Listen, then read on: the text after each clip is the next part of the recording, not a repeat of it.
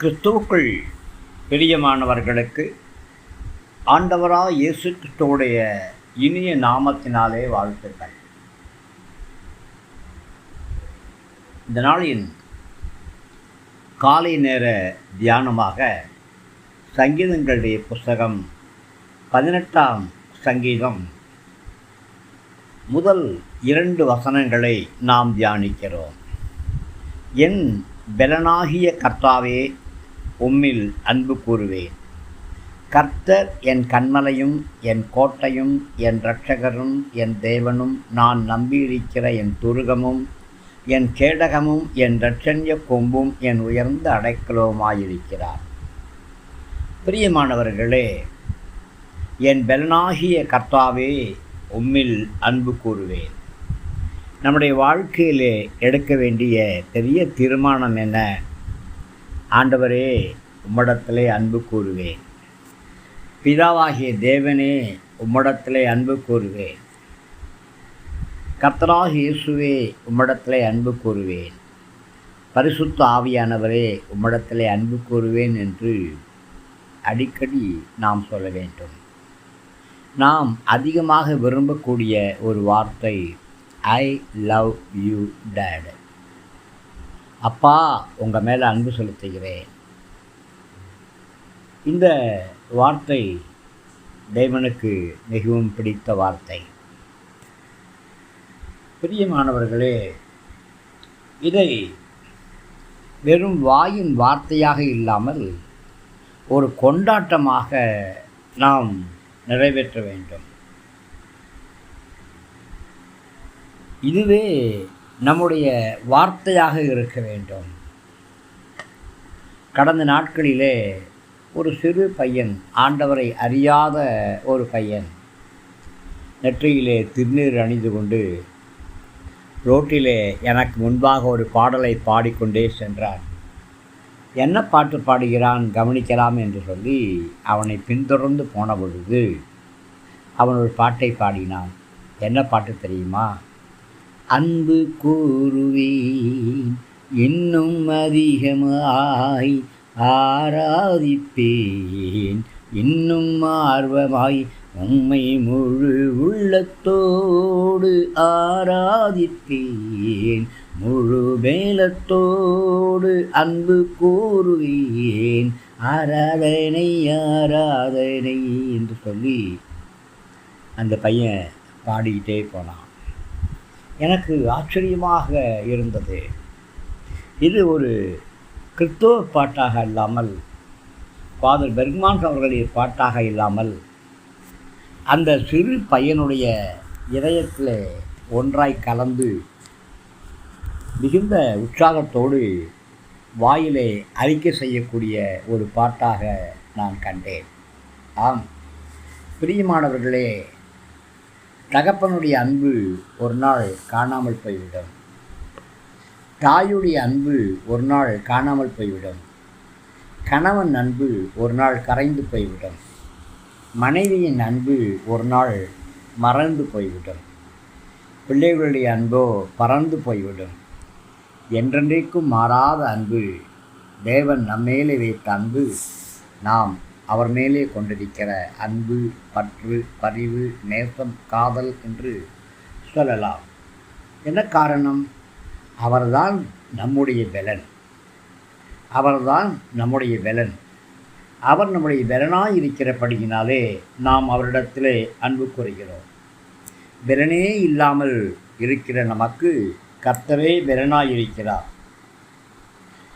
பாதுகாப்பு மிக்க, அசையாத, வலிமை மிக்க அஸ்திவாரமாக அவர் இருக்கிறார். ஆபத்துக்கள் எளிதிலே உங்களை அணுகாத ஒரு பாதுகாப்பான உறுதியான இடமாக ஆண்டவராய கர்த்தர் இருக்கிறார். என்றென்றைக்கும் உயிருள்ள, உரிமையுள்ள, தகுதியுள்ள ஒரே இரட்சகராய் இருக்கிறார். அடிக்கடி பாடுவோமே, என்னை மீட்ட இரட்சகரே, என்னாலும் துதித்து பாடுவேனே, என்னை மீட்ட இரட்சகரே, எந்நாளும் துதித்து பாடுவேனே. பிரியமானவர்களே,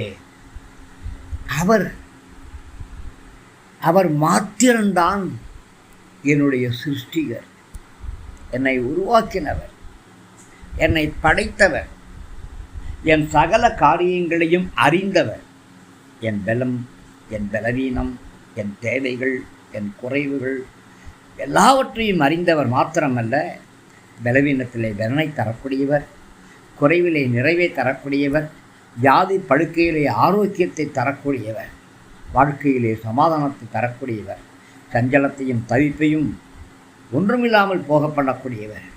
பிரியமானவர்களே, அவர்தான் நமக்கு அடைக்கலமாக இருக்கிற ஒரு பாறை.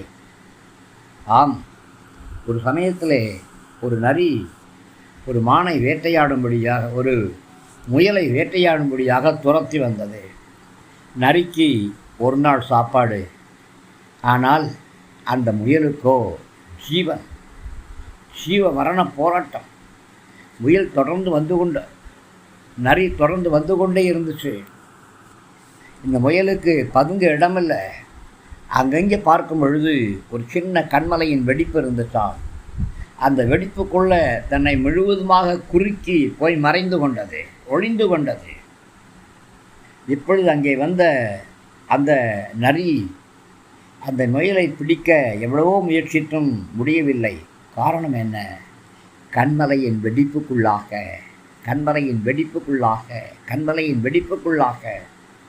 அந்த முயல் தன்னை மறைத்து கொண்டது. நீங்களும் இயேசு கிறிஸ்து என்ற உயர்ந்த கண்மலையின் வெடிப்புக்குள்ளாக உங்களை மறைத்து கொண்டிருக்கும் பொழுது ஒரு கேடும் உங்களை அணுகாது, ஒரு பலவீனங்களும் உங்களை அணுகாது. அவர்தான் அடைக்கலமான ஒரு பாறையாக இருக்கிறார்.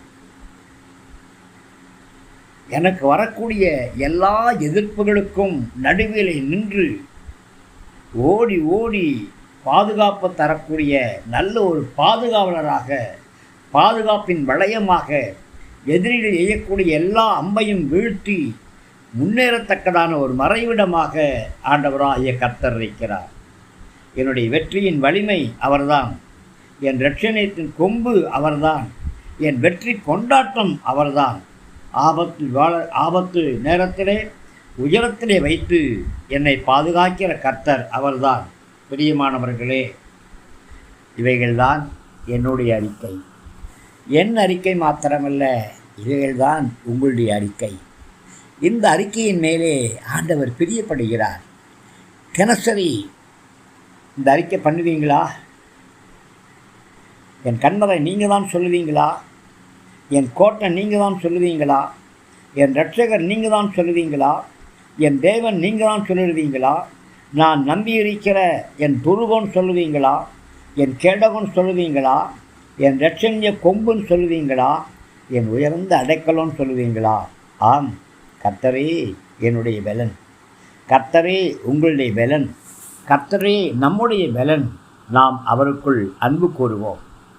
கிறிஸ்துவின் அடைக்கலத்தில், சிலுவையின் மாநிழலில் நம்மை மறைத்து கொள்ளுவோம். கர்த்தர் உங்களை ஆசீர்வதிப்பாராக. கிருபை கூட இருக்கட்டும். ஆமேன், ஆமேன்.